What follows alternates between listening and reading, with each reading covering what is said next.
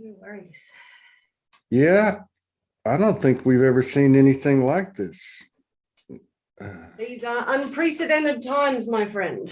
We haven't seen anything like this, I don't think. I don't think we've seen anything like this ever.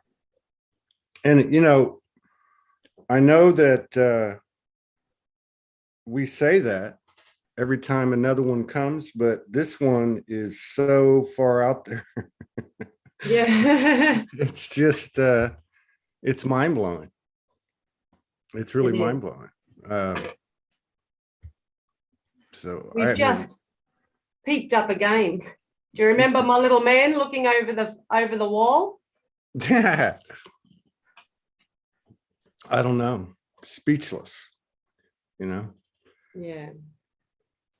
I just got off the couch an hour ago. I went from the bed, got a couple of I drank a couple of coconut waters because I had another 3 hours sleep. It's just like the norm now.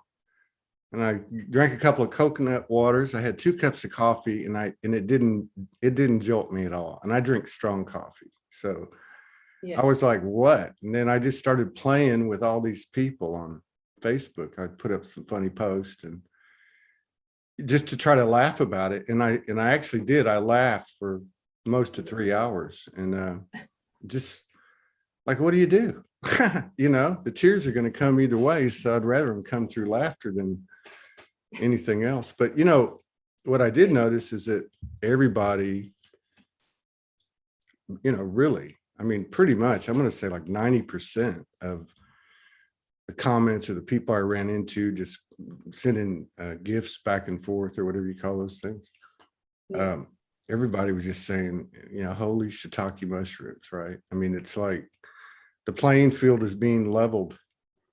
Everything is being literally ripped off. Either, So I don't know. It's true. I mean, I'm sitting here in Australia where even, the ground shook for us yesterday. Things are being... How close were you to that?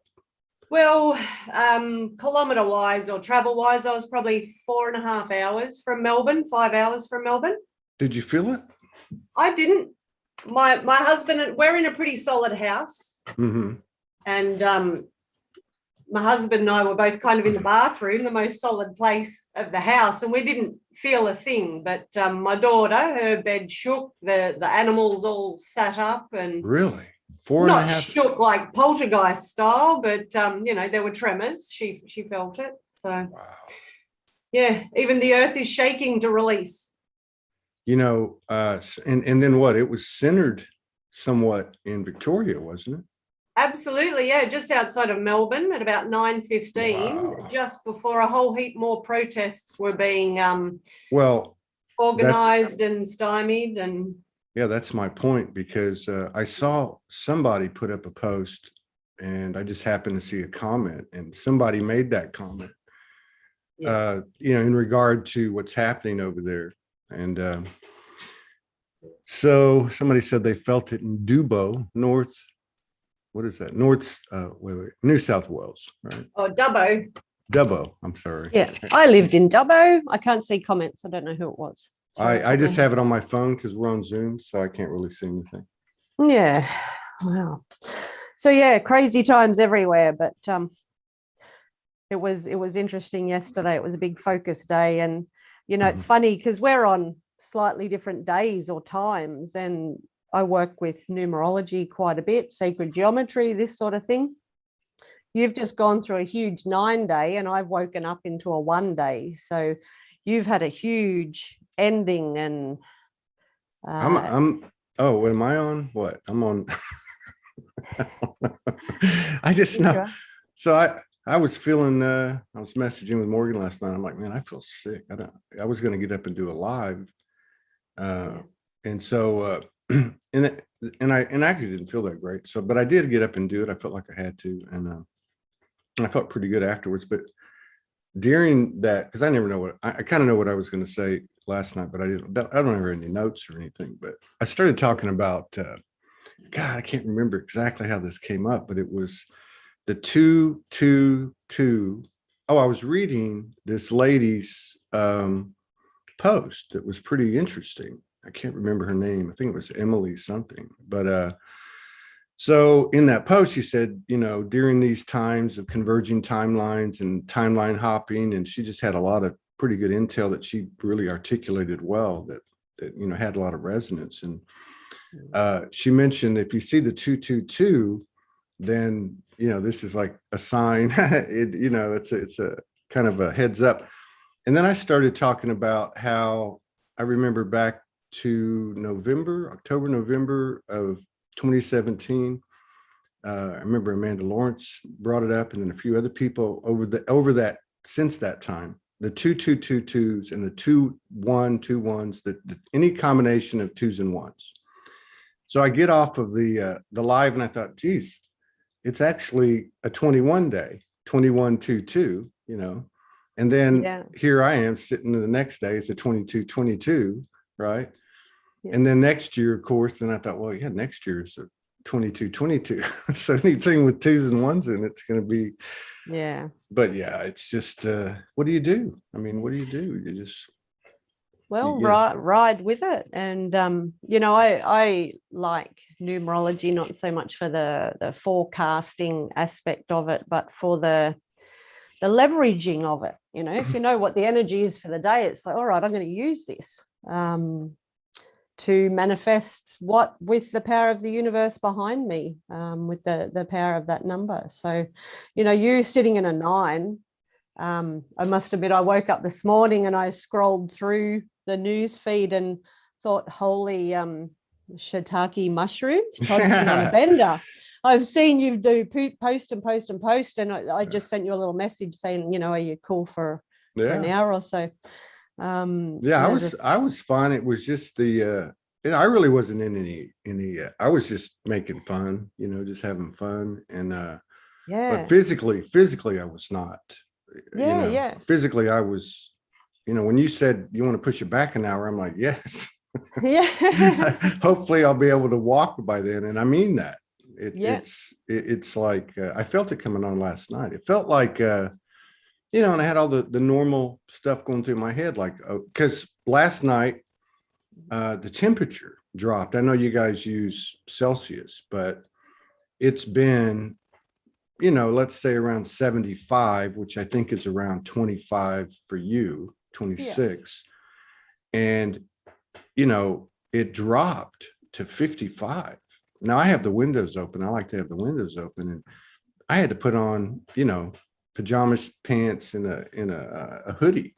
So I started thinking, well, maybe, sometimes when the weather gets cold, you pick up an allergy or, whatever. And then I started thinking, well, maybe you got COVID. And then I started going, wait a minute, something bigger. And, and it's so hard to detect because they come so fast. And this one's been like a mad rush. So what do we have? We had a full moon, right? We have an equinox.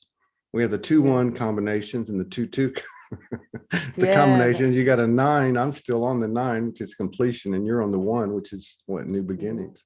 New beginnings. That's right. Yeah. And the 2s, the 2 is really powerful now. And the 2 is about the bringing together and creating from there.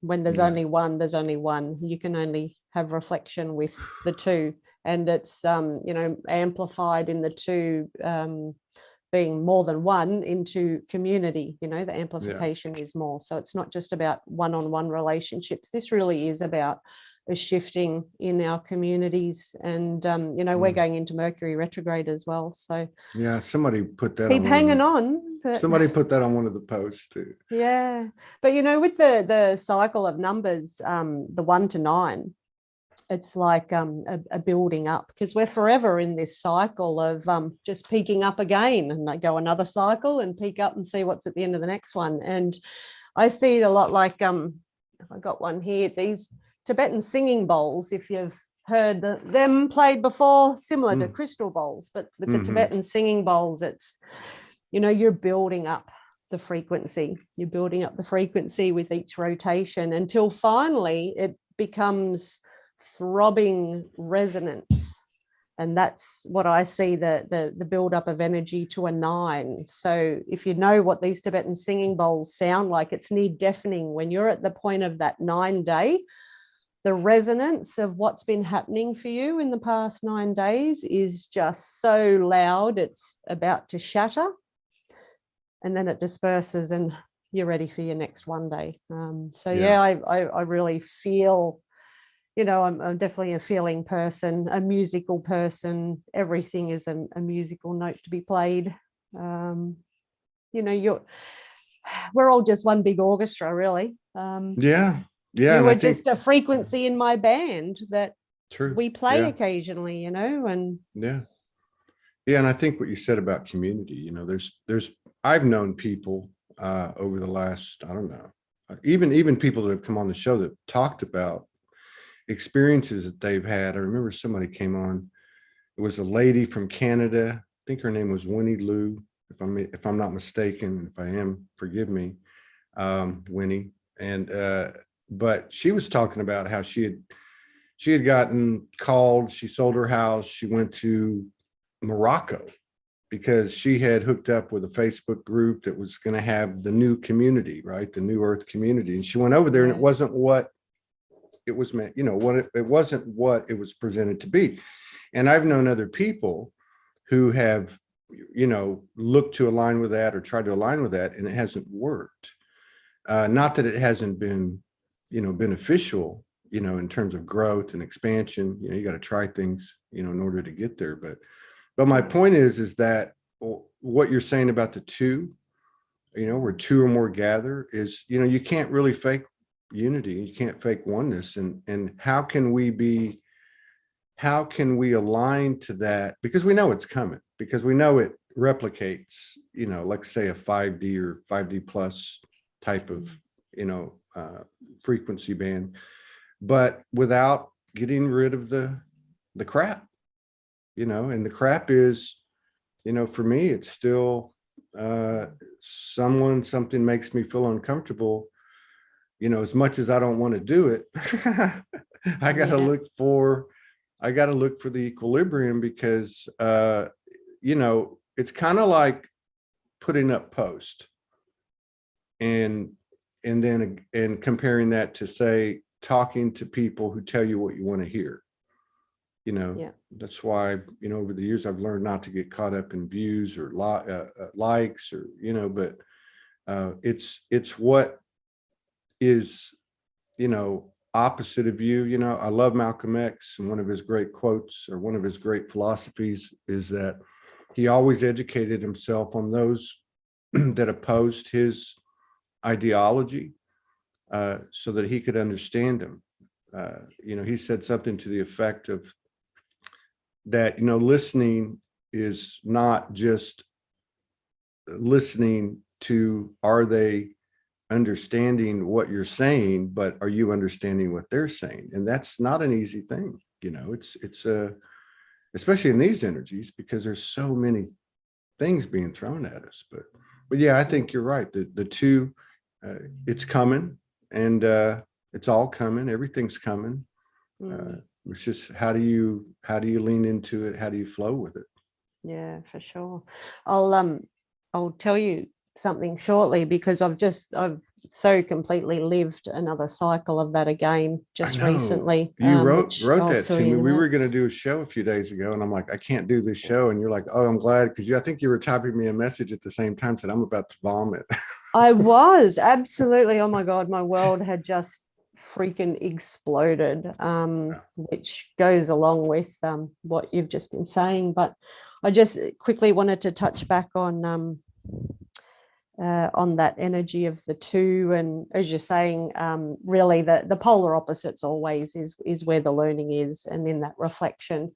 And just when you say, when people are seeking community, we're seeking community from where we stand at the moment. So of course we're going to attract a community that's going to reflect to us the things that we still need to work on. So when we're seeking community, that is the real exploration into yourself, because you want that reflection.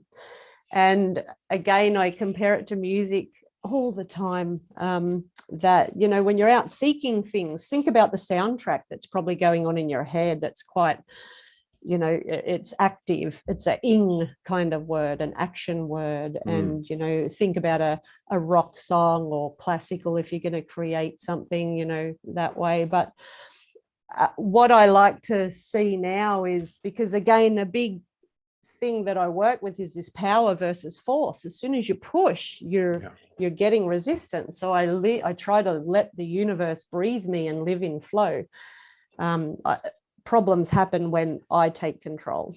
But when I'm living in flow, my soundtrack is a little bit more like jazz music. You know, jazz is so far on the back of the beat. You know, you're riding on your hips and you create from there with a team of people that create with you, and it's all feeling. It's not in the head. What do I want? What am I seeking? Why does this not fit? So it's that's a really or something, that's a very good no, but that's a really good point, because you know, we have this relationship with what we call our higher self, and of course we spend our life, you know, trying to, I guess it's a representation of the whole thing, isn't it? But you know, we have a lot of resistance, but I think the way you describe it's really good, you know, because if we're in other words, what's wrong versus what feels, you know, it's again, it's that elusive new wordless language. But, and to your point about where we're at, you know, I share a lot of posts to Soulogy. I try to, you know, put things that are, you know, they don't all totally resonate with me, but it's, you know, as Morgan says, it's a buffet. So that's always been my approach since day one. But I just shared one a while ago, and it was pretty interesting, because it says, it's just really short. It said, stop trying to make everybody you. And the people that I've run into that have hit their head on the wall with community, that's been to me, that's the energy of the resistance that maybe is unconscious, or whatever the case is it like, okay, I want community, but it's on my terms. I want this role, you know, this type of thing. I mean, so, but I think that, but in all cases, I think that we're doing a fine job, and it's going to happen anyway. It's not like it's not happening, because we all see it is. It's just how it's happening, and how do we, you know, how do we stay calm, and how do we stay balanced and centered, you know, because there's so many things that knock us on our ass. That's right. And how to do it with grace. And it is in that allowance that Morgan encourages through Soulogy, as you say, the buffet attitude. You're not in resistance. You're not even agreeing with people. You're just allowing people to be people. Right. Yes. And how much strength there is in that. You know, people, we hang on to, we want people to like our posts and agree with what we say, because it's a normal human mental state of safety. I belong. I'm resonating with someone, so I feel safe. Life is good. And as soon as you start reaching out to say, so what's wrong? Everything ramps up. What is wrong? Holy shit. You know, where do I go? Oh, something is wrong. And, you know, when a doctor walks into a clinic and says, right, we're going to work out what's wrong with you, and we're going to go through diagnostic processes, every cell in your body is already freaking out. There goes your blood test, you know. Good point. Whereas if a doctor can come to you to say, right, how can we work on your wholeness? Yeah. Isn't that something? Is different. And when you're a little person in the world, and we want people to like us, you know, we think, oh my God, they're going to think I'm weird. But you know, weird, how words, you've been talking about the power of words and the strength in them. Weird at the moment has a, oh, you don't they all do, connotation. Don't they? They all have, you know, some words used to carry a double entendre. Now they carry a multi-dimensional entendre, or multifaceted. Yeah, I like that example about the people don't like the word moist, you know, it's bigger than that. Well, I like what you said about the doctor thing, because you know, think of a couple of things. I was trying to, you know, get tired and go to sleep last night at 4, 5 o'clock in the morning, or whatever it was. And I did watch a couple of channels where they had the latest protest. And it was interesting, because because there was one exchange at the 7-minute mark on We Are Change YouTube channel, Luke Radowski. And it was between a police officer and a contractor. And the police and the and you can hear the conversation, and he played the whole thing just because that was the only way you could really grasp it. And the contractor was saying, "Hey man, you don't have to be out here." He said, "Yes, I do. I have to do this because they pay me." Is what the guy said. Now there's another police officer who's pulling on the police officer saying, "Hey man, come on over here." He's like, no, I want to talk to the guy. I want to be real with the guy. And the guy says, "Well, what do you think I'm doing here? Like, it's okay. So you're going to go ahead and do what you got to do and be a part of this apparatus. It's not going to let me do what I need to do for my family." Like, it was really interesting. And the reason I bring it up is with this doctor thing, because I realized the whole thing was about, with the other footage I saw, you're doing something wrong. There's something wrong with you. Like, you go into a bank and it's the same thing as the doctor, right? They say, let's check your credit and look at all your stuff and see what's wrong with you. Yeah. Or see if you're worthy, right? You know what I mean? So it's like everywhere. Yeah. And there's nothing wrong with this. And that's a big mountain we've been climbing. Yeah, it's the fixed mentality instead of the that grace that what is, and I'll work with it from there. So that was a beautiful interchange that you talked about between the contractor and the police. Yeah, we all have a job to do in our focus. Yeah, it was really interesting. It's a 7-minute mark. It runs about 3 minutes. It's on We Are Change. It would have been his video yesterday, the day before. It's about Australia. And I wanted to tell you too, I was trying to think of this the other day on a show, because I find myself waking up and sitting on the bed and just counting my blessings, because I've forgotten. I learned it on the streets when I was homeless. Regardless of how I felt, there was things I could find to be grateful about, and it was everywhere, right? And I just got away from it. So I started doing it. I saw a Wayne Dwyer video, and he did that. And so I thought, I'm going to do that. And so I was sitting there a couple of days ago, and it was like, I was thinking, grateful. If I'm not grateful, what am I? And I couldn't think of a word. And then the word hateful came in. And I thought, wow, what the hell? So if I'm not grateful, then I must be hateful, because grateful to me reeks of love, of gratitude, of grace, right? And and hateful is hateful, and hateful is not even something that would enter my mind. But it's like so many things, or like everything to me that's happening. There's no middle ground, and so I can say, oh, well, I'm going to be grateful because I'm not hateful. But at the same time, I can't take hateful out of my, otherwise, why did it pop in my head? So here we go with the whole 0 pointing thing, bringing the polarities. I mean, some of these polarities are difficult. And I know you went through something. I think you're going to talk about it. I just know a little bit about it, but I mean, whatever you want to do, whatever direction you were going. Yeah.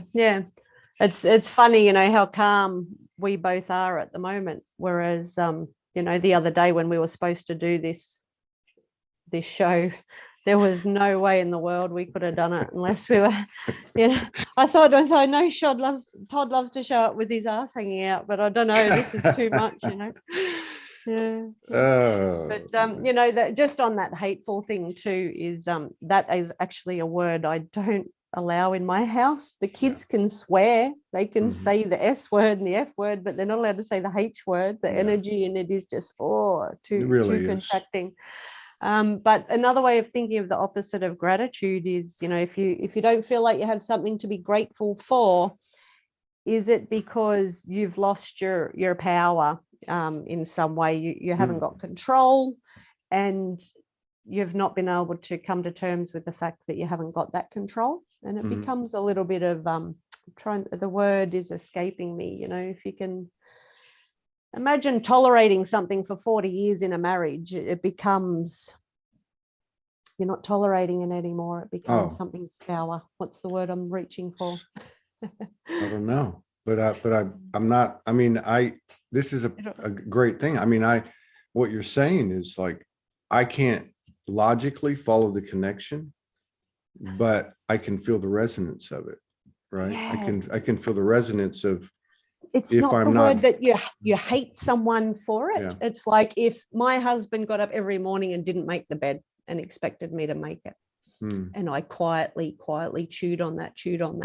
If I don't take control and tell someone and change it and be grateful for their response, all I am is back in that energy of 40 years down the track, hating on him for doing that, Anyway, the word mustn't be important. It's not coming to me. No, I got it though. It was one word I did want to go back to is weird, because that is my favorite word. My mum was Scottish and my maiden name was Warden. So when we were introduced, we sounded like they're the Weirdens. the Weirdens. You're a Weirden. Yeah. But the original meaning of the word weird is, I actually wrote it down, having the power to control destiny. Okay, say this again. The when original words were first written on scrolls, weird meant having the power to control destiny. Wow. That's Other powerful. meanings are strange and magical, but that's weird. That sounds like a word Merlin invented. I mean, that sounds alchemic. It sounds magical. Well, it is. And that's what words were. It was spelling, it was creation. And another word that's misconstrued nowadays, when the books were all burnt in 100 BC or whatever, for churches to take control, the word belief. Belief never actually meant, like, what meaning do we put on belief now is truth. I believe in it because it rings true or it feels true. But, I believe in my kids, and they're not always true or right. So the original meaning of the word belief is love and appreciate and adore something. Wow. It's not got the weight of proof and truth. Wow. Something your gratitude. It's gratitude. Absolutely. Yeah. So that is a nice segue into what I was originally going to talk to you about. And again, it's funny, I chatted to Morgan a few weeks ago about other things, and she said, "Oh, we'll get you a date for September." So we set the date, and no such thing as coincidence that it all culminated in such a shift for me. So we've spoken a few times, and one of the last times we spoke, I told part of my story on the hero's journey of childhood sexual abuse. A story, an interview we had before that was me again. I think the words I used was taking my work underground. I was going back into the 3D world to earn money from the man, to put braces on the kids and do all that sort of stuff. Jumped into work out of fear, but instantly manifested myself a job. I need $1,000 a week. I'll need it to be in an industry that I am skilled in, so it's an easy transition. And, it was quite a task to get that job because I applied to a few, and I'm highly skilled in my industry and highly respected. But the one job that I was offered was one that was like, oh, that's not quite what feels good, and this is already hard enough leaving my spiritual work, but I'll go for it. It's paying what I need. I can do the job. So I went to do the job. I disconnected a lot of my spiritual self to be able to do the job. It was not a job that resonates with me at all. It's insurance, it's finance, it's speaking to people who've stolen cars, people not paying debts, bankruptcy, all that sort of confrontation energy that is just not me anymore. It's how I earned my money in my 20s. So anyway, sitting in this job, quietly praying to the universe, God, send me something to get out of this gracefully. So when I'm not sure how much I can kind of legally say at the moment because it's all up in the air. All that I don't really care about. But Basically, there was some inappropriate behavior that happened in the workplace that's illegal and unacceptable by someone, pretty normal people, you just get along with people, you do your job. But then out of the blue, something happened of this sexual predatory nature that's illegal in the workplace. And I have just gone, 4-year-old little girl, Fee. Fuck, what do I do? Deer in the headlights. So I'm a 46-year-old professional, powerful woman, but confronted with something that was not invited, straight away, the little girl hiding in the cupboard. And I then shifted the energy, and this is happening quite quickly. This is happening within minutes in my body. As the behavior continued, I shifted to the angry teenager Fee, like, fuck you, I'm going to work something out here. And that energy played out. And then within about 6 minutes this all took, I kind of breathed into the body and rose up to the 46-year-old Fiona, who knows she's safe. I've done a lot of work on past things. So anyway, this has happened. I've prepared myself to leave the office, gone to the boss just for a little bit of safety while said gentleman left the premises. I'm still masticating what's happened here and what I'm going to do with it in my mind. So I went home, chewed it over for a couple of days. Lo and behold, coincidentally, I didn't need to go back into the office because a series of things had happened. I had to be at home the next day for a tradie, so I was working from home. The day after that, my husband was exposed at a COVID hotspot, so I had to, self-isolate. So I wasn't allowed to go into the office. So I still had this time to chew it over. And the things you're chewing over are all the normal things that someone who's experienced assault in the past chews over. What did I do to invite this? What did I do to make this person think that this was encouraged? Were my jeans too tight? Was my conversation too friendly? All those blaming things of yourself. What the hell am I going to do? I need the job. I need the money. What's my husband going to say when I tell him? He's going to want to go and flog him, all the things that the mind does to say, okay, for the sake of everyone and peace and quiet, I'm just going to keep it quiet, keep doing the job. So I couldn't do that. So after, 24 odd hours of this, so, all right, I've told my husband, we don't have secrets. We've got a beautiful relationship. Told my husband exactly what happened and said, honey, how much do we need me to do this job? And he said, not at all. You're never going back. You're not a hooah. You don't have to put up with that for money. And in 1 second, one moment of that man's belief in me, there was no proof to anything I've said or allegated, but one man's belief and love in that moment stripped off the last of 46 odd years of trauma, of repeated abuse in my life. And, we talk a lot with this work that what you hold within you is a frequency that will be matched by the outside and attracted to you to work through what's going on until you're clear. Right. And I counted up in my life, aside from 10 years repeated childhood sexual abuse, there were 10 other instances in my life, 9 of them in the workplace, where for a job I've put up with things that were not comfortable in myself for the sake of other people, for the sake of peace and quiet. Even this time, it's like, my God, my poor boss, he didn't deserve this to happen, and this is so badly going to affect his business. Do I keep it quiet for my boss's sake?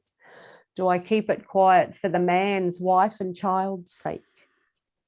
Do I keep it quiet for his sake? He is just a person who, no doubt in my mind has suffered issues in his own past and does not know how to feel and love. So reaches out in inappropriate ways. So how do I save him from the humiliation? But it was me not speaking up that was going to remain humiliated and small and beat myself up more and more and more. So after many years of, nearly every workplace going into, and, a trainer reaching for your breast, and you tell the boss and he says, you've got to dress more conservatively, Fiona. Or being actually held up in an office and violently sexually assaulted, and telling the boss, and he said, I'm sorry, we need him. He's important to the business. Can you keep this quiet? And then walked past, being the girl that, you can't have a joke with her, she's a prude. Working in offices where you go to conferences and the whole managing director tier of the business is inviting you to nude spa parties at night. And you tell the boss, and he said, so are the rumors true? Is he as small as everyone says? What goes on tour stays on tour. And every time it's like, fuck, I'm doing this for a job and I need the money. And we don't, you may as well go out and sell yourself. And it was that unquestionable belief, without wanting proof and truth, of my husband. I'd never had that scaffolding before in these times in my life where something had happened and I'd reported it. Other times just nothing was said because I was so concerned about others, the shame that it would bring on the family, perhaps, or, the fallout of other people. So I'm still not sure of the fallout. I love, again, my husband's advice. He's an amazing man, but he said, sweetheart, this time it's got nothing to do with anyone, not your boss or anything like that. This time you're flicking the match and dropping it and you walk away. You don't have to stay and watch it burn. A very small part of me would like to, because I'm in a small town. If there's repercussions or retaliation out of this, I'd kind of like a heads up.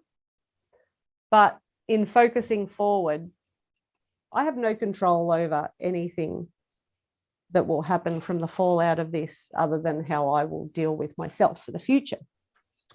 So just by coming to that revelation, I mean, there's been a lot of energy work that's happened as well, and a lot of shifts, which I'll talk about too. But, the instant manifestation again, I have cleared my fear and need of a certain amount of money. I've cleared the fear of not loving every single part of myself that's done things that I wasn't proud of or blamed myself for, in that teenage mentality that stays with you all your life until you clear it. So by loving every single part of myself, so all right, now I will attract the job that I'm here to do, that will pay me what I need to do. So lo and behold, I've gone to see a girlfriend yesterday. We've tragically lost a beautiful friend, which again, the lessons, when they hurt, really, really deep. This is the last time I'll ever learn this lesson and go out and work for somebody else, because I don't have faith to provide for myself. Because my friend reached out to me for energy work a couple of weeks ago when I was still in this other job. And I said, I can't at the moment, but I'll talk to you on Monday and we'll set something up. And she passed away on the Sunday. And that has hurt my heart so much, that I chose money out of fear. And I wasn't, I'm not beating myself up about this. It's just, this is the pain and the weight that is in the lesson for me this time, that this is where I'm meant to be, helping people help people, helping people love people, not chasing the old-fashioned version of security that I have always held, being money.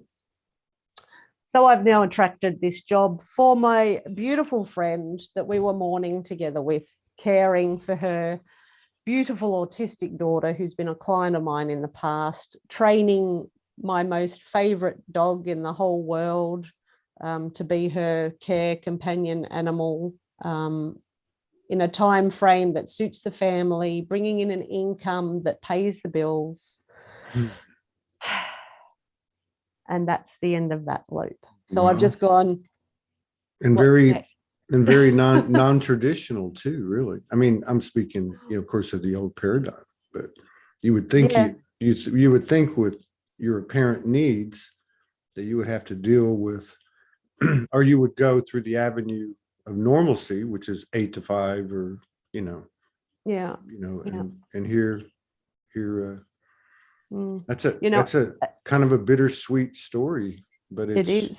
it's nevertheless, it's really speaks a lot about the work you've done, and as the individual goes, so goes a collective. I mean, like, that's a good reminder. Again, the lessons are always there, just in a different level. And for me, this was quite a safe lesson. It wasn't a big, compared to the assaults and experiences I've had in the past. This was nearly laughable, but it was just the last time I had the chance to say, no, I choose me.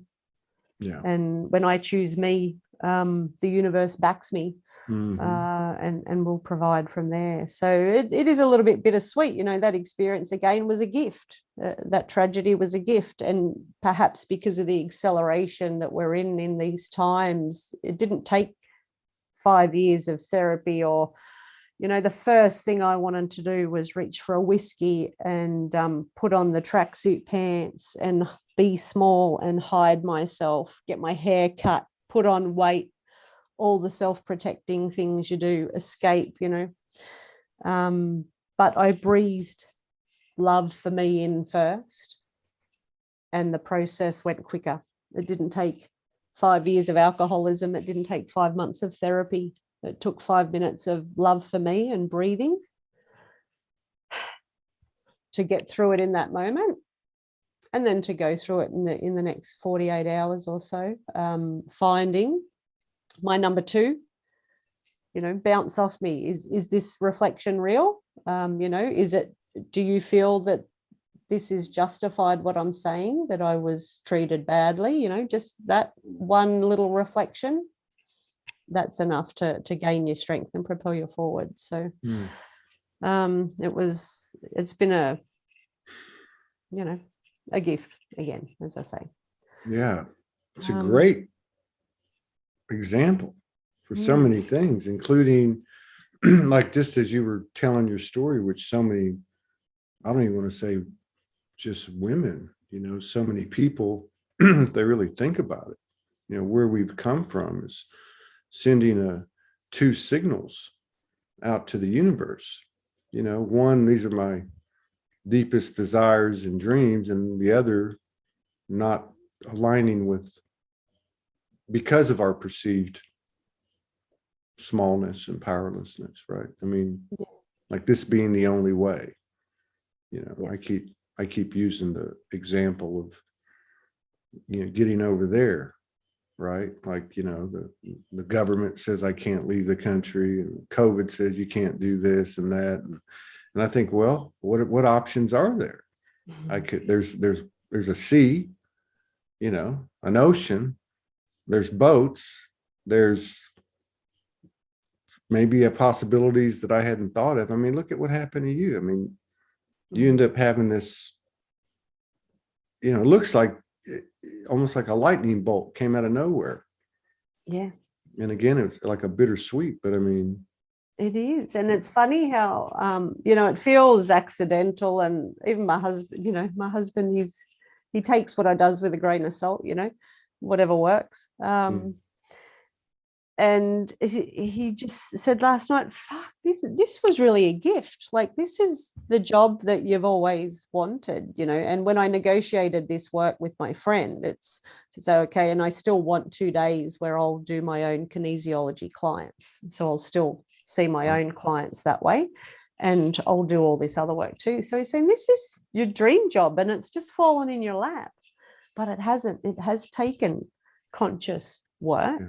Yeah. It's taken years of peeling off the layers, and it's taken me believing in the power of manifestation, using the power of the universe, utilizing those energies that I have no control over, but I can use them for my own propulsion. And consciously saying, God, save me gracefully from this. I'm ready, even if it comes with a lesson, just save me. And it came with a lesson. But yeah, I'm pretty happy with the result. Yeah. And it speaks to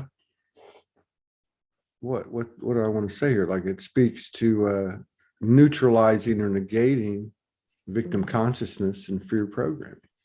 It brings in the power of love, and that is what it is. And I know it always sounds crazy, but you know, that's why so many songs were written about it. True. But it is the amplifier, it is everything. And you know, you've or you and a lot of people and me as well have these physical symptoms, ascension symptoms perhaps. We say, but to me, the body is memory of all of our lifetimes. Any trauma, pain, physicality issues is a memory, something to be cleared. In my left, I was born with a clicky hip. Well, they believe it was born with a clicky hip. Perhaps it was injured through my childhood assaults. We're not too sure about that. But whenever something like this is coming up, my eyes go. I've so been heavily reliant on my glasses. You know what? I can read without them today. Really? But I can. I want to play a game with you later, but we'll do that later. I just want to say my left hip has been excruciating for the last month. Nothing that normally works has worked for me, like a knife in the hip bone itself. And that is clear. As I've worked through this issue without consciously working on my hip. As I've gone through this issue, I have no pain or discomfort in my hip. I worked probably two weekends ago. Was it the 9th or 10th of September, roundabout? I did a 2-day course with a doctor who's one of my mentors. She's absolutely amazing. And she's where that doctor analogy that I said, she's the one that talks about this. Like, her life as a doctor, she knew there was something other than walking into the room and saying, what's wrong? So this training I did with her was just a different spiel. It's along the lines of the instant work that I do. So instead of kinesiology and doctoring and saying, right, now we're going to find out what's wrong, where are the circuits broken and fix them, it's completely flipping the script to, we're just going to bring in love. Absolute love for every part of us, and things fall away from there. So, you know, when we have these experiences and we have the emotion and the emotion feels awful and we don't want to feel it, so we bounce it back to the universe by the mind writing a story as to why it's happened. Imagine all of the universe that we are not getting into us because it's bouncing off. We don't like the emotion. I'm going to keep it here in this mental layer. I'm going to keep chewing it over. I'm going to write a story and look for reasons why, chew it over, chew it over. When we can fall into that grace of gratitude and trust and belief and hope, open yourself up to feel it. It'll feel shit. Breathe through it. Love yourself for giving you the space to do it. And then what happens is you get more feelings in the body. So, you know, we have all these extrasensory perceptions. Our body is the biggest extrasensory perception, but we call it pain, we call it illness, we call it discomfort, we call it, I've pulled a muscle or a tendon. I call it a little part of you that you left behind, you didn't love. Bring it back. Bring it back in. I'll sit you on my lap. I may not understand you, but I'm going to love you. I'm going to put you back here and we're all going to walk together again. Pains, illnesses, diseases can drop away. It's beautiful and amazing, and it's instant.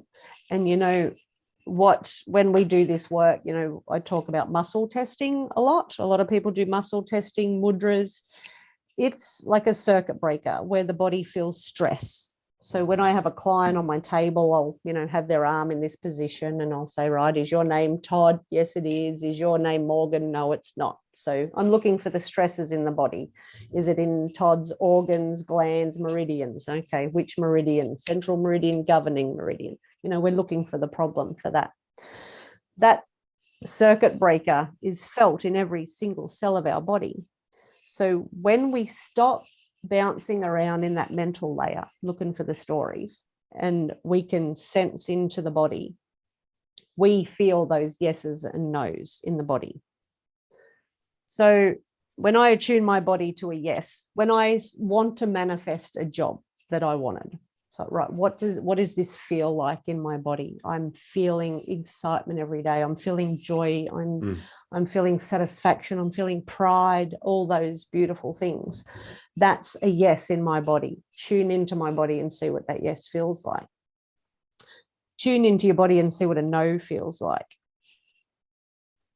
It feels very contracted. Things start to shrink and become small, tense. So when you start to listen to the body as your messages, you're not bouncing around in all these mental stories of everybody has told you all this shit all through your life. You've read it, you've picked it up subliminally. Get out of there. Breathe it. The breath is the connection between the physical and the non-physical. Breathe it all the way through the body and feel into your body. You'll then know your nose resoundingly. So now I cannot make a choice without my body. The day before, so the day in between this happening to me at work and the day I told my husband, the night in between, it's like, I've got to tell Damo what's happened. It's like I've seen someone's private parts. I feel like I've cheated on him. I know that sounds stupid, but you know, I've seen this image of someone. I don't feel right not telling my husband. So I'm getting prepared to tell my husband what's happened, but my body was just a resounding no. I was shaking. My temperature went up 10 degrees. I could hardly stand. My legs were like jelly. It's like, no, why is my body telling me no, not to tell him? But I listened, and it's because I had to chew it over a little bit more before I was actually ready to speak this truth out. The next day when I tuned into my body, all right, I'm ready to tell him, I'm going to tell him now. My body was a resounding yes. It felt that bliss, that joy, that safety, that love. So instead of looking for what's wrong with the body, again, it's using the breath. It's taking the time to talk to the body and finding out what it's got to say. Well, that extraction of the mental, you know, I mean, like a couple of takeaways here. I mean, because well, you know, I was thinking about this a couple of days ago, like the intellect. We didn't come into this game with the intellect. The intellect is part of the game. Now, has it served us? Yeah, but it was part of the, let's just say, the infrastructure of, say, the distorted matrix. So you can function with it because it aligns with it. It's made from it, I guess, in a way. But as I'm listening to you and you talk about the body, this biological Merkaba, right? I mean, our own little piece of the Akashic, which is connected to everything. I mean, it's fascinating the way you break it down because, you know, I've always understood, you know, don't let your imagination run wild. I'm still learning. When you're tired, don't engage anything. You don't have the serotonin levels. You don't have your wherewithal. So you're not even whole, and it's your body that's not whole, right? So, you know, that's something I've kind of picked up on even more so recently. You know, but anyway, what I was going to say is that the way you talk about it is because there is that imagination running wild, and you think, well, that's my imagination, that's my superpower, but it's just a fine line there, because there's there's the mental, which is an apparatus, and that's a vehicle of creation, obviously, but it's it's operating only in that singularity of where it can, which is the place that we came to incarnate.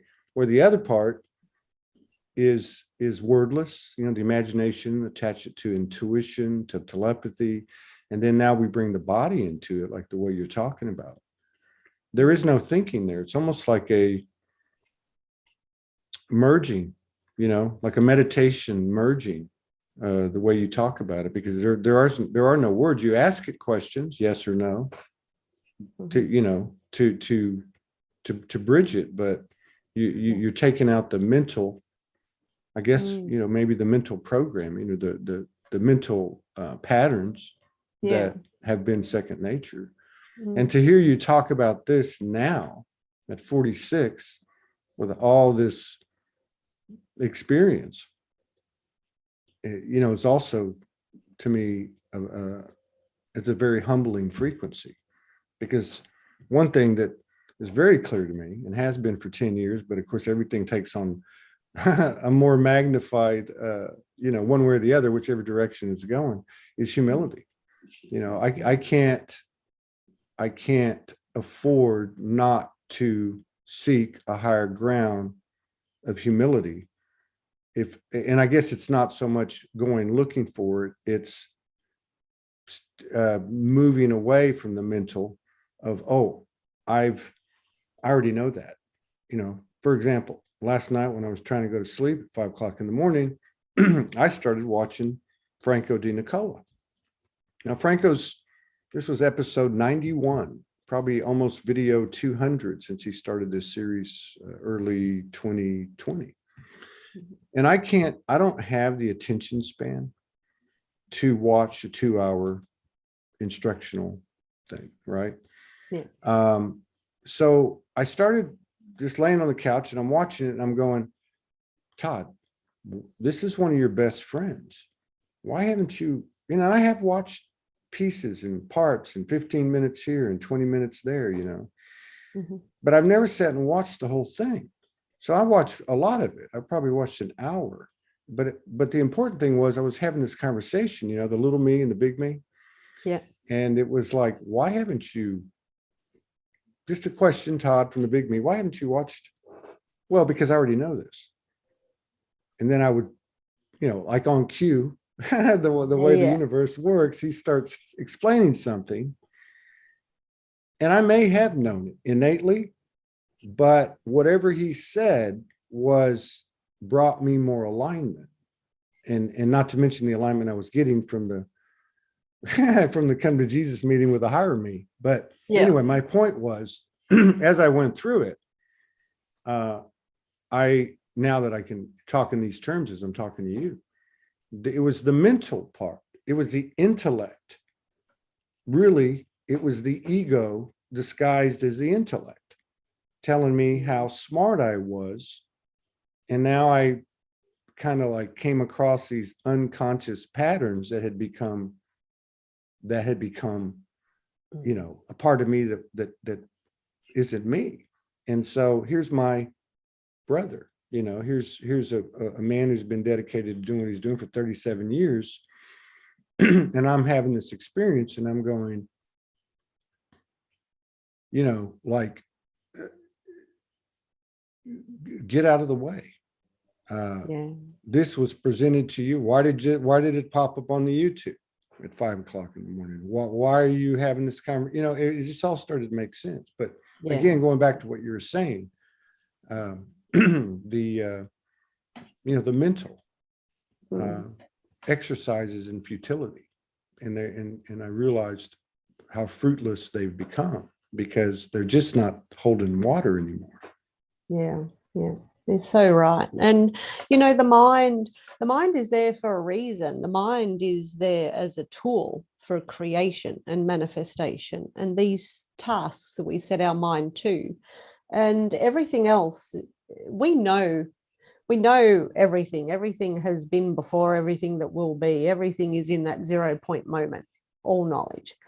It's the subconscious full of these programs that the conscious mind will reach for a safety when it's scattered. You know, we're born here, mind, body, and soul, and just go splat. You know, as a baby, what do you reach for? We reach for the mind. That's safety. You know, we're talking animals. We think. We're told to use our brain, think about safety. The subconscious, all these belief systems that make up the rest of it, that's the little mind saying, I know. That's our ego. Our ego is like our protective self or our performer self. You know, first, when you're a baby, you build up this protective self, all these stories that'll keep me safe. And then you grow up being a child and a teenager, and then you become like the performer self. That's who I want to be accepted by. So I've got to wear this shirt and act like this. And, you know, it's when we can really, you know, This is the midlife crisis, you know. It's like, where all these beliefs, where did they come from? My husband and I were in the kitchen the other night and I did something. It's like, why do you do that? Because mum did it. Why did your mum do it? I don't know. She's dead. I can't ask her. Ask your sister. So my sister is a lot older. I was the accident later. And she had the answer, and it was because Granny used to do it in Scotland. So who knows why we do this? I'm going to do it a different way. And I did it a different way, and it tasted better and it was quicker and all this other stuff. But, you know, all the other stuff that we just do without questioning, this was like, it was funny because I had a client the next day, and something that came up to be worked on for her was a past generational program. And they are such big things in our psyche, you know, the old stories that have been told generation after generation, like poor will always be poor, you know. Money's the root of all evil, those things that generations say to each other. But it's when you hit this maybe midlife crisis stage, I don't know, that's just where I'm at in my 40s at the moment, that you think, well, why? I'm big and ugly enough to come up with my own ideas. I've got enough past and history to base my future on. I don't need to just follow on with what I'm told to do. I can question now.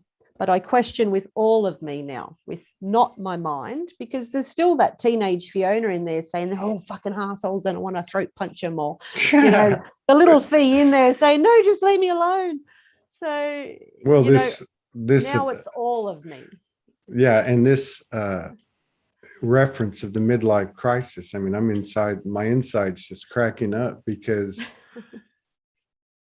the you know, characteristics of what we're all going through is very similar to what you would consider as a midlife crisis, when you project out loudly and then you start to pull back and question yourself. And I like what you said about the whole dressing, you know, like almost like, you know, you take something that's simple, but how much power does it carry, and what does it tell you about everything else, such as, why do I dress this way? You know, metaphorically and not. Is it because I want to present something, or is it because I like it? Right? Yeah. Like, why did I sit on the couch? I mean, I don't even make comments on post, and I'm interacting with all these people, acting like a 5-year-old, laughing my ass off with tears rolling down my face for 3 hours. And brilliant. But you know what I mean? I'm listening to you and I'm going, oh, there it is. Because I have, you know, in 10 years of this Soulogy thing, you know, which was really when I came online. I've been there. You know, I've posted for presentation. I've posted for, you know, reputation. I've posted for, like you said, Todd doesn't mind showing his ass. Well, but that what you said about, like, and I know it sounds silly, but you know, why I wear this shirt tonight? I've been waiting to wear this shirt. It's a long sleeve shirt. I love this shirt. I love the way it feels. And I thought, I'm going to wear that shirt tonight, keep the window open, put my blue jeans on, no underwear. This is how I like to dress, you know? It wasn't, it had nothing to do with, it's like sitting on the couch, and you start, just something materializes. Somebody says something funny, and then you just start going, you know? I mean, you said a lot. This is you. This is us. This is truth, that the effervescence that bubbles up in us that we can't stop. And God, we're funny because, you know, coming on a show like this, I've just gone through this trauma. As I said, I wanted to put the jumper on and the tracksuit pants again and cut my hair. And so, no, screw that. And this is a message that's been coming through to me for a while from my mum, God bless her. Like, she was always down on me. Get color into your wardrobe. You're always wearing black. And I had a psychic tell me just a couple of months ago, your mum is telling you to just wear, you know, dress nice like you used to. And when I thought, oh, what am I going to wear today? I've put my favorite Guess black jeans on, my favorite white top. We're the black and white minstrel show here. My favorite white top. It's like it's springtime. It's not quite warm enough, but I don't care. I'm going to wear it and I like it. And, you know, this is the life of living with all of us. It's not just what do I need to wear to be acceptable. It's like opening your cupboard. What do I want to wear today? Body, what would make you feel great today? What would give you the energy that we can utilize to live our best day? You know, like the energy of the numbers. How can I utilize this? How can I leverage it for my energy? Open your cupboard and straight away go for a coffee. It's not waking you up. The coffee didn't wake me up either. I've got a lemon infused tea.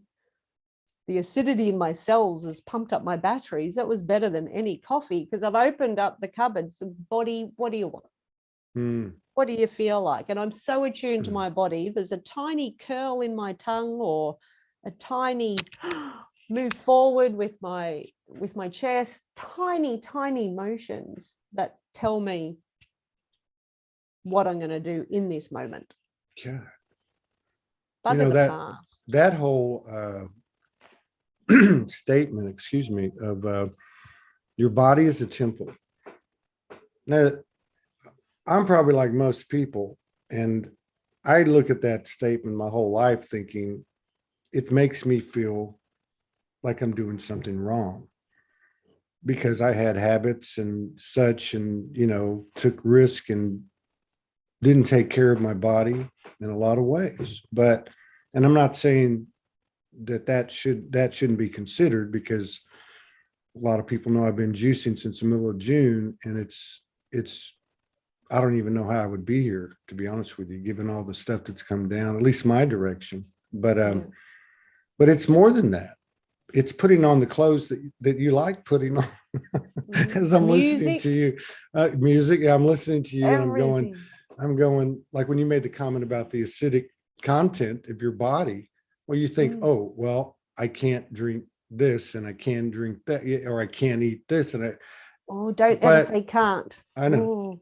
But I'm just saying, like, we don't think about how we feed our body, because we only look at as our body as this physical vessel that we're just going to dump, and it's going to be worm dirt. But we're feeding it tonight by putting on what we wanted to put on, not because of how we wanted to look. That's right. And so what happens chemically and biologically in your body as a result, physiologically, you know, I mean, what happens? The muscles, the tendons, the cells, you know, like you said earlier, when you tap into that, what you were speaking of, it's every cell is affected, you know, every cell is connected. Yeah. So I do these little talks in the bush to my community, and one I did not long ago was quite similar to this, and it was about food, you know, and exercise and all this. Well, I say, don't say have to. I don't say you have to do something or you should do something, because straight away the body goes, oh, I'm going to fight. Someone's told me I have to do something. Again, that power versus force. Whereas, you know, one of my sisters calls me the skinniest fat person she's ever met because I'll eat cake. I've got the sweetest tooth. I can judge myself all I like about that in the past, but it's how I see it. It's like, oh, this cake is going to give me the energy I need right now to do what I'm going to do. It's not going to sit on my ass. It's going to give me the energy that I need it to do. It's doing things with love and excitement, not the have to and the drudgery. You took that to a different level. Yeah, the can't.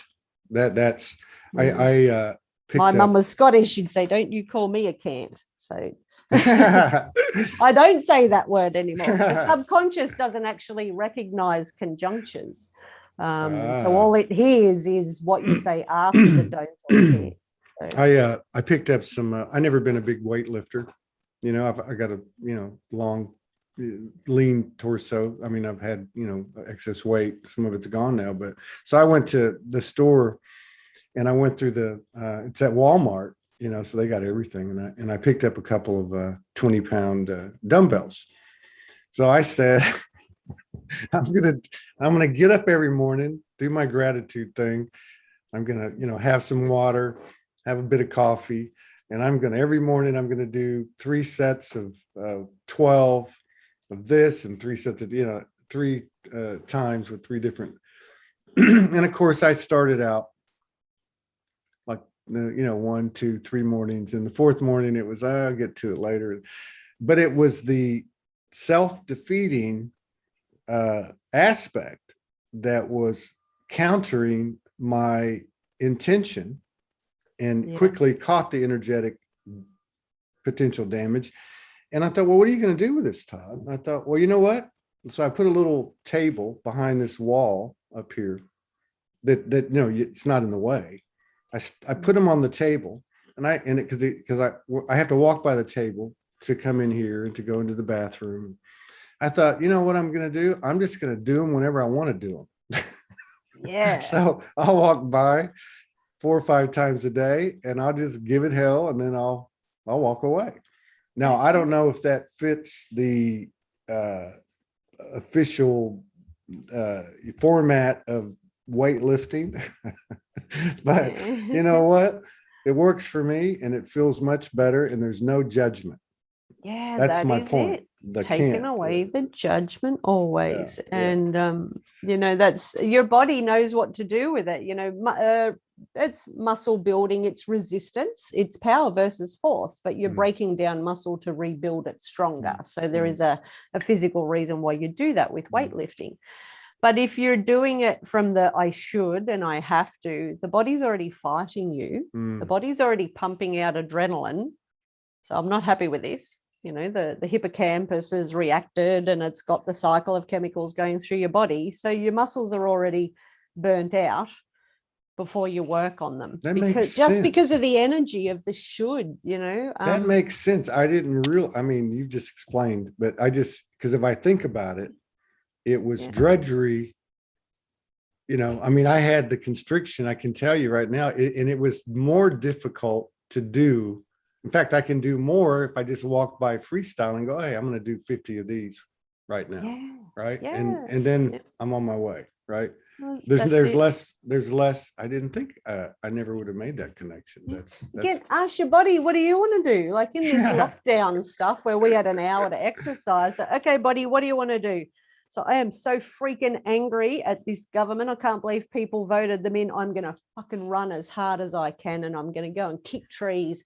And then the next day, I might just ride my bike with my kid. The day after that, body, what do you want to do? I want to roller skate to disco music. Okay, that's what we're going to do.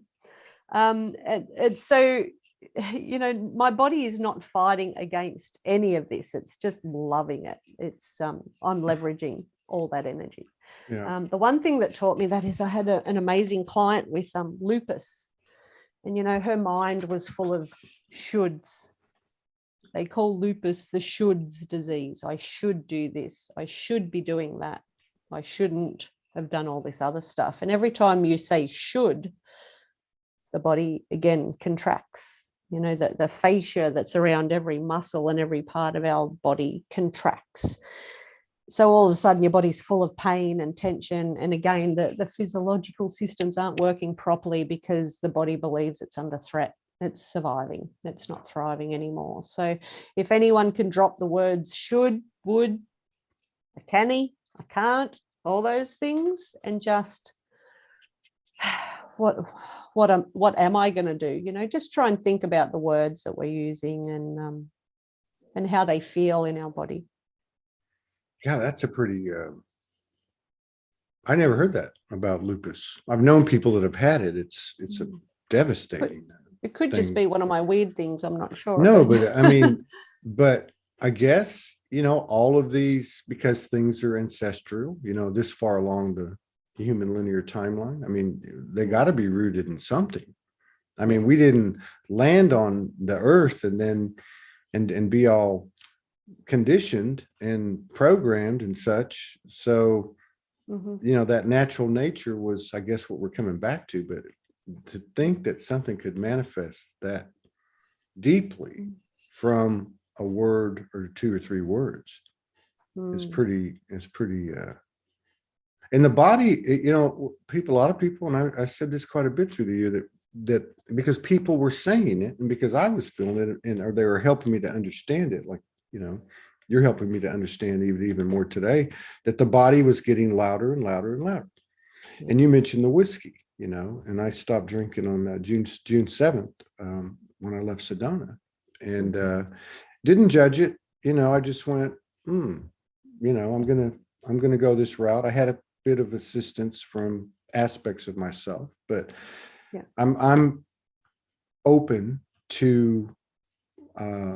I'm very appreciative that you mentioned what you mentioned, because I've had that feeling 3 or 4 times, not because I missed it, but because, and it just happened to me 2-3 nights ago, and I went, I think I'm going to go get some whiskey, some honey whiskey, and I just, you know, I didn't pull the trigger on it. I just kind of went, and it was the same type of thing as the conversation I had on the couch with the higher me and the lower me last night. It was more like, oh yeah, why do you want to do that? And then it was almost like a third voice came in and said, this is the body speaking. Let me just reacquaint you with how that feels. And I could literally just feel the physical implications alone. You're not even going into what happens once you get sauced, right? Yeah. And and so that's happened to me 3 or 4 times. And, you know, it's something I probably wouldn't normally talk about, you know, because whatever, but Yeah. I do think that there's a certain difference in the openness that people are having now, whether it's a shadow statement or comment or expression. That's it. Just the I don't know what I'm trying to say, the confidence or the action of the expression without the hesitation. Maybe Todd's going to show his ass, and maybe he's going to fall off the wagon and he's going to have egg on his face. But I'm just telling you that the story, because you had the openness to mention it, and B, we're talking about the body. And as I'm talking to you, I'm going, you know, I'm just saying, well, what is the body? Is the body becoming the soul? Is the body becoming the soul? And I wrote a little piece the other day, and I said, you know, some stuff, and then I went, so I am human trying to become my soul, a soul that is trying to get familiar with being a human, kind of thing like this, you know. So I am human and I am soul, is, you know, become one and the same. So like, how far does this go? If we actually are going to, by human terms, defy physical death, then what does that mean? This is a lot bigger to me than carbon-based to crystalline base, and we all become woo-woo, you know, with wings on our back. Yeah. I think that there's more to this, you know, like, I mean, it's one thing to see Superman with a red cape on a movie screen flying through the air, but what if I see Fiona? You know what I mean? Like, what's going on here? Absolutely. I see that. I've always seen the soul, the body, as like the microphone to the soul. It's how we talk. It's how our soul talks, because our mind is so full of bullshit. It just doesn't listen anymore. But now, you know, having all 3 more in alignment, you know, until the next time I get to see what's happening, you know, just because I'm feeling quite clear today. You know, it's just what is the body saying? And as you say, sometimes, you know, when the body hurts, what numbed it in the past was the whiskey. And when I have that conversation, I mean, I was an alcoholic. I've been addicted to cocaine. I've smoked dope all my life. And sometimes I just ask the mind, why? What would love do? You know, you want to drink? Why? Where am I lacking? And sometimes it's like, I'm actually lacking nowhere. I just want to celebrate. Fuck it, I'm going to have a drink. And I'll have a drink. And this is an ex-alcoholic who now can do that occasionally and not want it again. But if my body, when I'm asking mind, body, and soul, why do I want this drink? It's to numb something. All right, I'm going to bring love in. Yeah. I'm Yeah, gonna that's a ask totally why. that's a totally different, distinct, you know, frequency. And obviously that's what I was speaking of and what you were talking about. Yeah. One of the We things I reach for know, these things when we don't love a part of ourselves. It's often to numb yeah. something, whether it be a cake or a drink or a smoke or whatever. Well, see, that's one of the things that happened when I came back from Sedona, because obviously after spending about 10 days on my back, just staring at the ceiling, after, because there was a lot of energy in June. And of course, I just come out of a lot of energy. Morgan had gone to Australia. So there was a lot of stuff happening. But so when I started juicing and now drinking, now I'm smoking weed at this time. And I've been smoking since I'm 9 years old. Yeah. And I'm smoking and choking. I mean, I'm just, to the point where I can't even get high. And but I could, like a lot of things that are happening. And again, I think it's the body. For me, innately, I knew something was coming, and I kind of had a feeling, but I didn't want to go there. Yeah. But the short end of it is that it dropped away.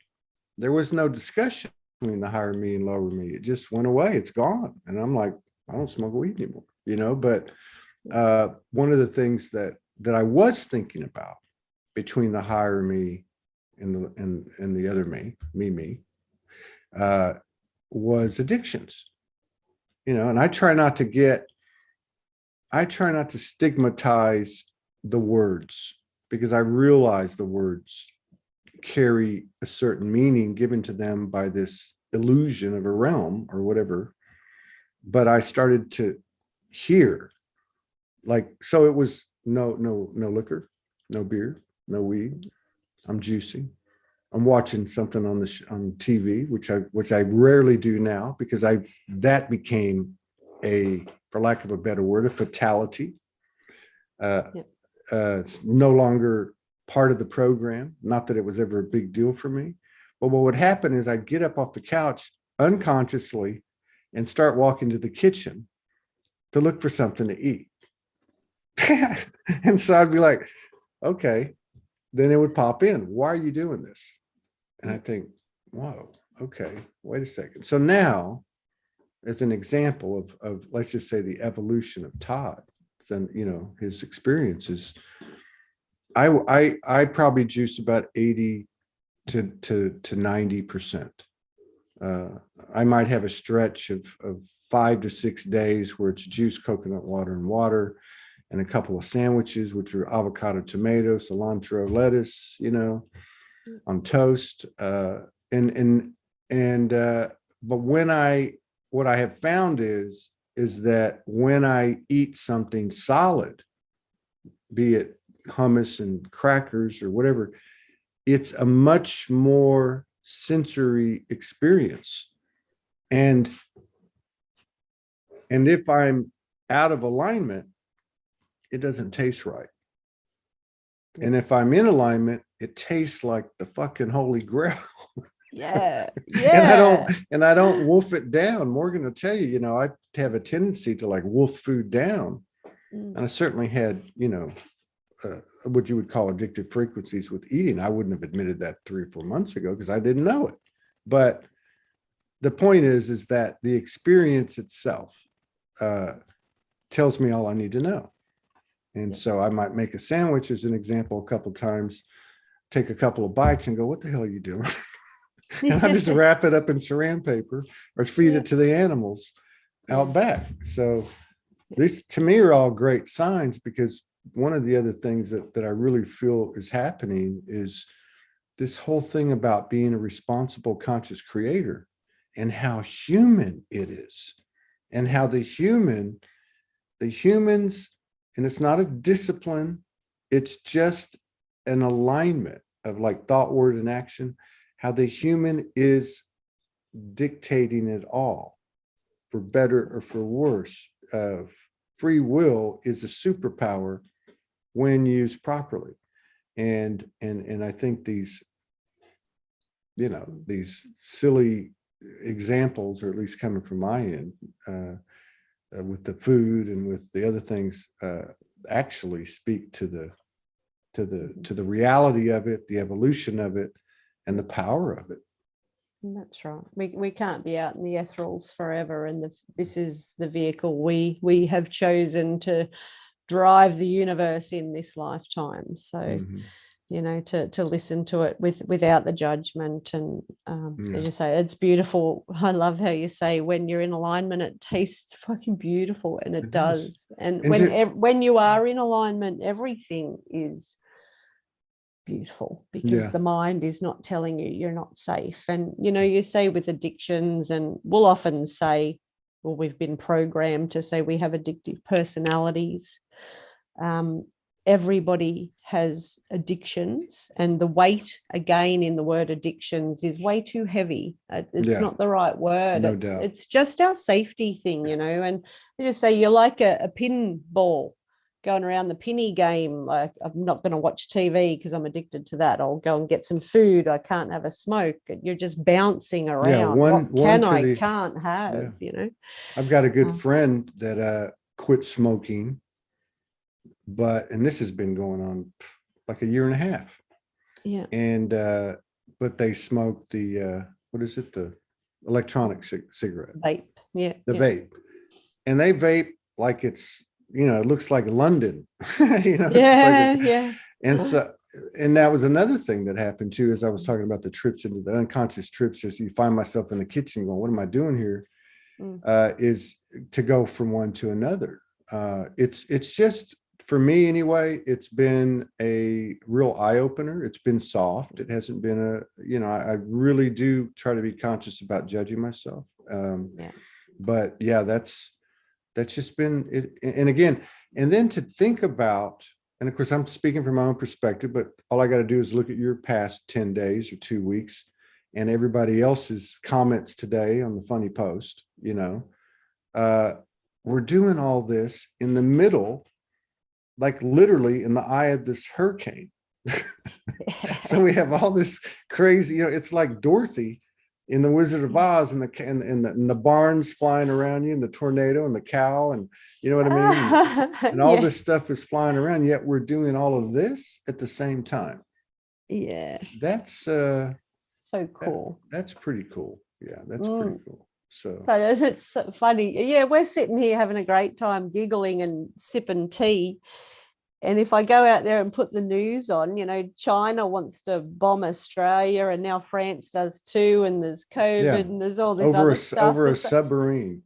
Yeah, I know. Well, and yes, make another cup of tea. And even if you're not checking the TV out or getting a charge from that, you're talking to somebody, and I'm dead serious about this. I'm having an extended conversation with the you, me, we, and it 2 nights ago, saying I'm done. You know what? I get it. My plate is full, and I've done the best I can. None of this makes any sense right now, and I just want to get the fuck out of here. So, I'm not going to off myself. There's something in me that could never do that. I don't believe, but and so back to what I was saying a minute ago, and we're doing all this at the same time, so it tells me, A, we're doing a great job, and B, it's happening anyway. Yeah. If we can, like you said at the top of the show, if we can just kind of, flow into it, and even that carries a air of judgment. Oh, well, you're not aligned, or, oh, you're not in the flow, or so immediately you're back at the doctor's office or the bank and you're doing something wrong, so if we're not flowing, it's happening for a reason. As you say, even if Todd does finish the bottle of whiskey and show his ass, or whatever Fiona decides to do, it's happened for a reason, and that's the flow of it. I don't even need to know the reason. It could have been for 10 other people's purposes. I don't even know. It's nothing to do with me. It's just the dropping of control, or understanding where we have control. And I suppose it's in those moments of bouncing from the cupboard to the TV to the bottle to the what would I do if I loved Fiona? You know, she'd have a big breath, and then she might have a Jameson's whiskey. I don't know. I like Jameson. I love Jameson's. Or to the mental. To the mental. But to the mental, and the mental's fun to play in too, but use it as a tool. If you find yourself lost in it, bouncing around. Again, it hurts to bring it into the body sometimes, but hurt is, again, just a word we put on a sensation. When we talk to the body, it might not actually be hurt. Once you breathe love into that part of the body that hurts, it's ready to welcome all of you back again. God knows what you can create from there. Yeah. And in such a, almost like a elementary approach versus all the, complicated methodologies. Oh, God, yeah. But it's like, in talking to you too, that's why I love doing this. At times it's tough, right? To show up and you just whatever. And you do the best you can. But like, like listening to you, for instance, your relationship with the body, I walk away going, that feels more intimate than my own. I'm going to explore that, because one thing I've noticed too is, like, if I listen to you, for instance, your relationship with your body, now I can relate to that, and I just told you a bit of a difference. But I also look at all the external things, be they people's words, something I might see on the news, a catastrophe of some sort, or trauma of some, whatever it may be. It's actually the same process, isn't it? How does that feel? Not, I can't believe they said that. I can't believe this just happened. Why did this happen? How does that feel? That's a good takeaway for me too. So I appreciate that. Yeah. Thank you. Yeah. I like our chats. They are fun. Yeah, me too. You're the real deal, and I still look forward to. But I'm not gonna do any coulda, woulda, shouldas. And just not gonna. Couldn't, wouldn't, shouldn't, didn't, Todd Medina. Don't never call me a can't. Fiona Weirden. Don't ever call me a can't again. Very cool. Yeah, we should wind up, I suppose. I got my phone going hot. But I want to play, if you've got 5 minutes, I want to play a game. Yeah, let's play Lighten this. Let's play a game, because I'm ready. a mum of little kids. Fun times. Well, I'm a little kid, so let's lighten this up. Let's come into the world of possibilities. Limitless possibilities. So this is a game I played with about 30 women online the other day, and it's so lightening. So we're always talking about the things that, as say, we can't do this and we can't do that because of all that, and I'd like this, but it won't happen because of all the restrictions. So this little game is where we've got a couple of minutes. We'll do it for a couple of minutes. So I'll take the first turn, and I'm going to say it's totally possible to, and I'm going to spew out all the things I want to manifest, all my hopes and dreams. And instead of saying there's no way this can happen, I'm going to say it's totally possible. And when I say pass, it's your turn. Okay. You want to play? Yes. See how you feel in your body. And this is something that we do in groups for manifestation and just for fun, because, life is heavy sometimes. So this is great. Okay, so we'll do it for just a couple of minutes. So I'm going to say, right, Todd, it's totally possible that I can make all the right choices for what I'm going to eat today for my body. And it's totally possible that I'm going to have a windfall in my bank account, so I don't have to stress about my children's braces.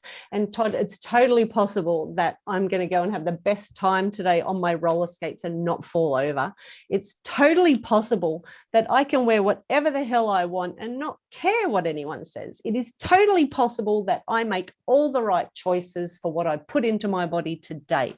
And it's totally possible that in a week's time, I will have enough clients to fill my book for the next month. And it's totally possible that, Todd, I'm going to meet you in person one day totally possible that I see you here in Australia. And it's totally possible that I get on a plane and I go and visit Morgan when all these restrictions are over. And you know what else is totally possible? That COVID just fucks right off and people calm down. It is totally possible that people make choices out of love instead of fear. And it is totally possible that you're going to have a great night's sleep. Pass. Your turn. Good God, how am I supposed to top that? It's totally possible. God, you just took all the words out of my mouth. Well, we're the same. Put them back. What's totally possible for you? It's totally possible that I can go through the next 24 hours without judging anyone or anything. It's totally possible that I can love myself and therefore parlay that into loving others at a higher level of alignment over the next week. It's totally possible that I can just let go of everything and start walking towards Australia and make it there by some unknown, fantastic, magical, alchemical process. It's totally possible that I will merge to a higher degree with my Todd self and my big Todd self tonight as I'm sleeping. It's totally possible that I'll get more extraordinary nuggets of gold in my lucid dream state to bring me to a higher level of awareness when I wake up tomorrow. It's totally possible that I will make some incredible organic juices when we get off of this show and drink them, and my body will respond accordingly. It's totally possible that on Sunday, I'll go to my favorite diner and have 3 eggs over medium with 3 pieces of bacon, 1 piece of sausage, and some biscuits and gravy, and a glass of fresh orange juice. And it's totally possible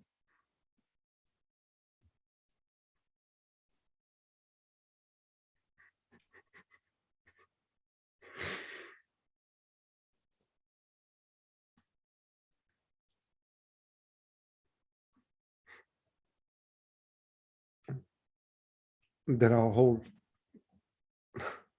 that incredible woman in my arms again.